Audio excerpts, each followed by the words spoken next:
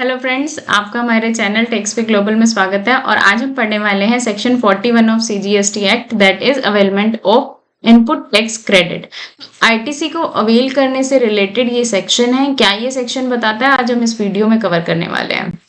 तो ये बताता है कि every registered person subject to such conditions or restrictions as may be prescribed be entitled to avail the credit of eligible input tax as self-assessed in his return, and such amount shall be credited to his electronic credit ledger। क्या कहता है ये कि जो registered person है उसको जो है सेल्फ असेस करना है अपना ITC, subject to such condition और रेस्ट्रिक्शन। इस एक्ट में जो भी कंडीशंस या रेस्ट्रिक्शंस हैं, जैसे कि कुछ सेक्शंस में आपको रेफर कर दूं, सेक्शन 16, 17 जो है आईटीसी से रिलेटेड है।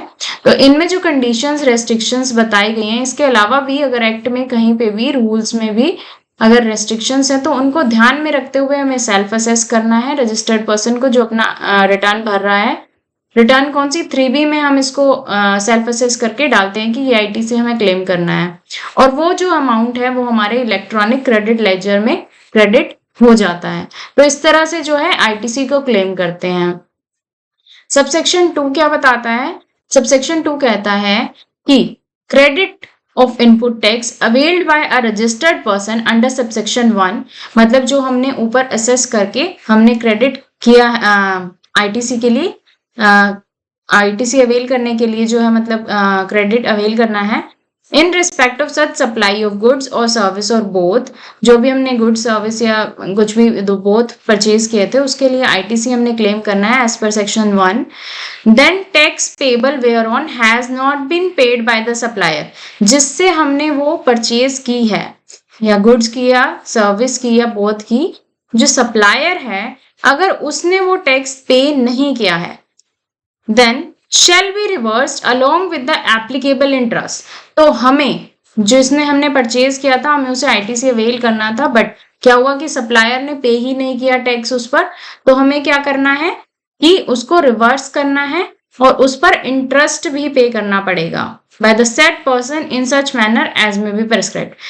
ठीक है, तो इसका क्या मतलब हुआ कि जैसे रिसिपिएंट है जिसने गुड परचेज की है और एक दूसरा सप्लायर जिसने उस पे टैक्स पे नहीं किया, तो जो रिसिपिएंट है उसको उसका आईटीसी रिवर्स करना पड़ेगा और उस पर इंटरेस्ट भी देना पड़ेगा।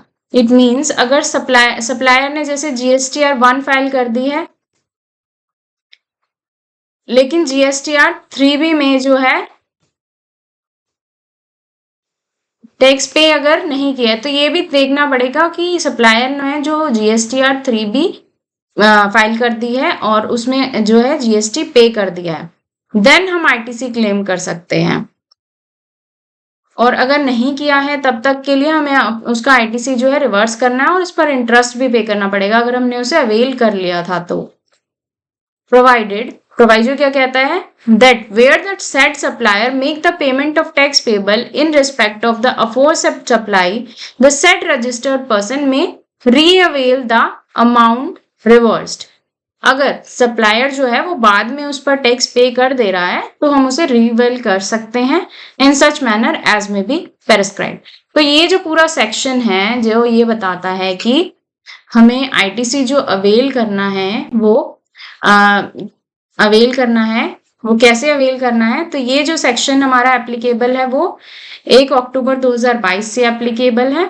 इससे पहले तो इस तरह की रेस्ट्रिक्शंस नहीं थी, लेकिन अभी ये जो है रेस्ट्रिक्शंस बताई गई हैं कि सप्लायर ने अगर जो जीएसटीआर 1 तो फाइल करनी है, इसके साथ साथ 3B भी हमें देखनी पड़ेगी कि सप्लायर ने 3B भी रिटर्न फाइल कर दी है, उस पर जो है टैक्स पे कर दिया है। अगर वो टैक्स जो पे करना है वो कैश में भी पे कर सकता है, बट आईटीसी यूज करके भी कर सकता है।